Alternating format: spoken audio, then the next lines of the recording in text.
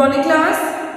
हम पढ़ रहे हैं आपकी विज्ञान पुस्तक का पाठ राजस्थान की रजत बूंदें, जिसका आज 4th सेक्शन है, यानी पार्ट नंबर 4 है। अब तक हमने आपके इस चैप्टर में जाना था कि चेजारे किस प्रकार कुएं का निर्माण करते हैं, मरुस्थलीय क्षेत्र में खड़िया पट्टी आने पर किस प्रकार पानी को संचित किया जाता है, कुएं की खुदाई होती है, चेजारों के साथ किस प्रकार एक पारिवारिक संबंध होता है और कुएं की जो चिनाई है वो भी अलग अलग क्षेत्रों में अलग अलग तरह से, यानी कहीं घास से, कहीं पत्थर की चिनाई, कहीं लकड़ियों की चिनाई की जाती है और किस प्रकार फिर उससे पानी निकाला जाता है। अब हम इसके अंतिम दौर में चलते हैं। पिछले दौर में कुछ ऐसे गांवों के आसपास सड़कें निकली, ट्रक दौड़े हैं, ट्रकों की ट्यूब से भी छोटी चरसी बनने लगी है।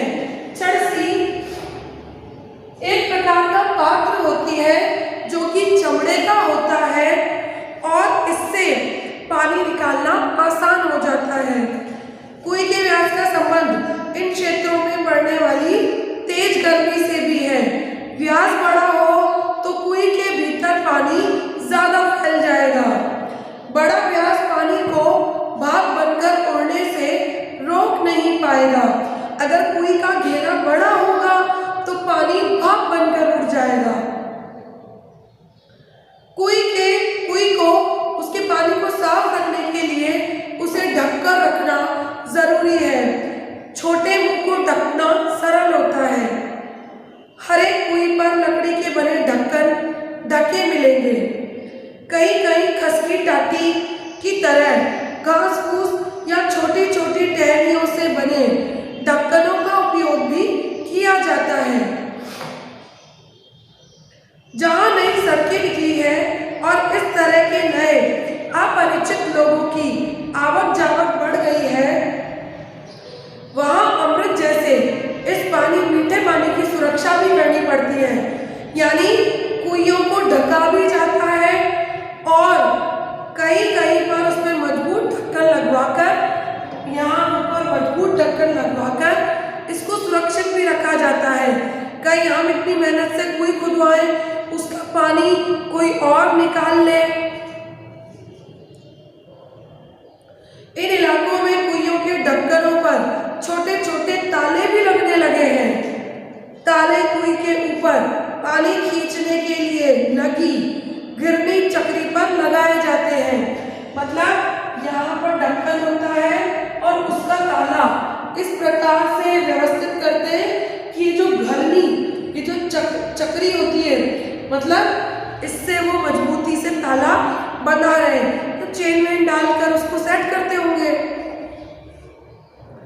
कुएं गहरी बने तो पानी खींचने की सुविधा के लिए इसके ऊपर घिरनी चक्री लगाई जाती है। इस प्रकार यह गरेड़ी चरखी या फरेड़ी कहलाती है। इसे क्या कहते हैं? गरेड़ी, फरेड़ी, चरखी। फरेड़ी लोहे की 2 भुजाओं पर लगती है। ये इस प्रकार लोहे की 2 भुजाओं पर एक गोल होता है, इसमें से रस्सी यूं जाती है और इस प्रकार पानी खींचने में सुविधा बनी रहती है। लेकिन प्राय यह गुलेल के आकार के एक मजबूत तने को काटकर उसके आर पार छेद बनाकर लगाई जाती है। इसे ओढ़ाक कहते हैं। ओढ़ाक और चरखी के बिना इतनी गहरी और सकरी कुएं से पानी निकालना थोड़ा मुश्किल काम है। ओढ़ाक और चरसी को यहाँ वहाँ बिना टकराए सीधे ऊपर तक लाती है। जब इसके सहारे पानी जाता है तो इधर उधर नहीं टकराता।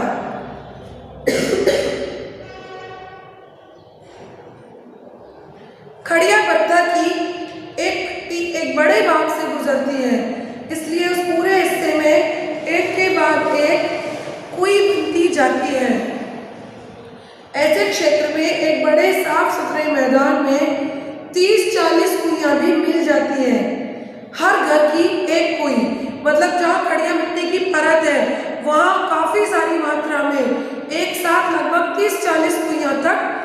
मिल जाती है। परिवार बड़ा हो तो एक से अधिक, किसी परिवार की एक कुई होती है, कहीं कहीं अगर जॉइंट फैमिली है तो उनकी 2-3 कुइयां होंगी। निजी और सार्वजनिक क्षेत्र का विभाजन करने वाली मोटी रेखा कुई के मामले में बड़ी विचित्र ढंग से सिमट जाती है। हर एक की अपनी कुई है, उसे बनाने और उसमें पानी लेने का हक अपना हक है, लेकिन कुई जिस क्षेत्र में बनती है वह गांव समाज की सार्वजनिक जमीन पर है। अगर कुइयों पर नियंत्रण नहीं रहे, सपोज ये जमीन है, इसमें पानी की बूंदें समाती है और यहाँ कुई बनाई जाती है, ये पानी रिसकर कुइयों में इकट्ठा होता है। ये अगर यहाँ पर 2 कुई बना दी तो ये पानी आधा इसमें रह जाएगा, आधा इसमें चला जाएगा। 4 कुई बना दी तो ये इस पानी का बंटवारा 4 कुई में हो जाएगा, क्योंकि भूजल स्तर का बंटवारा उस कुइयों के रूप में तो होगा, पानी तो उतना ही है। तो इसीलिए ये भी ध्यान रखा जाता है कि क्षेत्र में कुछ हद तक नियंत्रित अवस्था में कुइयां बनाई जाए। उस जगह बरसने वाला पानी बाद में वर्ष भर नमी की तरह सुरक्षित रहेगा और इसी नमी से साल भर कुइयों में पानी भरेगा। नमी की मात्रा तो वह हो चुकी वर्षा से तय हो गई। अब उस क्षेत्र में बनने वाली हर नई कुई का अर्थ है पहले से तय नमी का बंटवारा। इसलिए निजी होते हुए भी सार्वजनिक क्षेत्र में बनी कुइयों पर ग्राम समाज का अंकुश लगा रहता है। बहुत जरूरत पड़ने पर ही समाज नई कुई के लिए स्वीकृति देता है, मतलब इस पर नियंत्रण भी रखा जाता है। बहुत सारी कुइयां बनाकर रख दी, अब उसमें पानी ही नहीं आ रहा, तो भूजल स्तर का अच्छे से उपयोग हो, इसके लिए जरूरी है कि न्यूनतम और सही मात्रा में कुई बनाई जाए। हर दिन सोने का अंडा देने वाली मुर्गी, सही बात है, 24 घंटे में कुई के अंदर 2-3 घड़े पानी एकत्रित होता है, फिर उस पानी को भर लिया जाता है, काम में ले लिया जाता है, उसको 24 घंटे के लिए ऐसे ही छोड़ दिया जाता है। फिर अगले 24 घंटे बाद आपको धरातल में जो रिस कर पानी कुइयों में इकट्ठा हो रहा है वो वापस मिलेगा। तो सोने का अंडा देने वाली मुर्गी है ये, तो जमीन पर उतारती है कुई, इससे दिन भर में 2-3 घड़ा पानी निकाला जा सकता है। इसलिए प्राय पूरा गांव गोधुली बेला में कुइयों पर आता है। तब मेला सा लग जाता है, जैसे एक जगह पर 30-40 कुइयां हैं, सब वहां पानी भरने आए सुबह, तो वहां कितनी चहल पहल हो जाएगी। गांव से सटे मैदान में 30-40 कुइयों पर एक साथ घूमती घिरनी, इसे फरेड़ी और चरखी भी कहते हैं।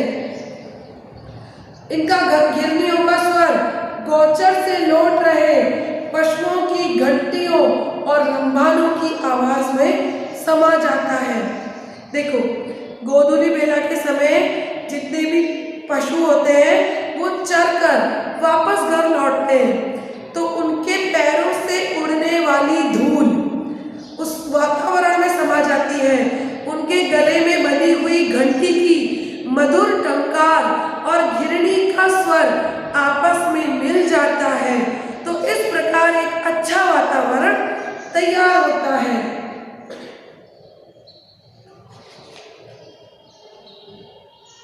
दो तीन घड़े भर जाने पर डोल और रस्सियां समेट ली जाती है। कुइयों के ढक्कन वापस बंद हो जाते हैं। रात भर और अगले दिन भर शाम को आएंगे, शाम को पानी भर लिया, अब अगली गोधूली बेला यानी अगले दिन शाम को वापस आएंगे, तो पूरी रात और दिन कुई आराम करती है और धरती में रिस रिस कर पानी एकत्रित होता है। कुइयों के ढक्कन वापस बंद हो जाते हैं रात भर और अगले दिन कुइयां आराम करेगी। रेत के नीचे सब जगह खड़िया पट्टी नहीं है, इसलिए कोई भी पूरे राजस्थान में नहीं मिलेगी। चूरू, बीकानेर, जैसलमेर और बाड़मेर के कई क्षेत्रों में यह पट्टी चलती है और इसी कारण वहाँ गांव-गांव में कुइयां ही कुइयां हैं। जैसलमेर जिले के एक गांव में खडेरों की ढाणी में तो 120 कुइयां हैं। लोग इस क्षेत्र को 6 बीसी 6 गुणा 20 यानी जैसलमेर का एक क्षेत्र है, उसका नाम ही पड़ गया 6 बीसी। 6 बीसी मतलब 6 into 20, तो 6 गुणा 20 का मतलब हो गया, मतलब 120 कुइयां वहाँ, तो वहाँ कितनी कुइयां हो गई? 120 कुइयां हो गई।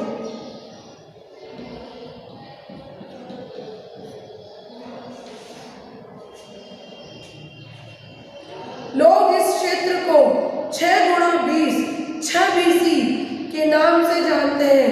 कहीं कहीं इन्हें पार भी कहते हैं। जैसलमेर तथा बाड़मेर के कई गांव पार के कारण ही आबाद हैं और इसलिए उन गांवों के नाम भी पार पर ही हैं, जैसे जानरे आलो पार, सिरगू आलो पार। अलग अलग जगहों पर खड़िया पट्टी के अलग अलग नाम हैं। कई एक चारोली है तो कई धाकड़ो, धड़धड़ो, कई बिट्टूरो बल्लियो, यानी इस खड़िया पट्टी को भी अलग अलग क्षेत्र में अलग अलग नाम से जानते हैं। क्या क्या नाम है? दादड़ो, धड़धड़ो, बिट्टूरो बल्लियो, चारोली आदि।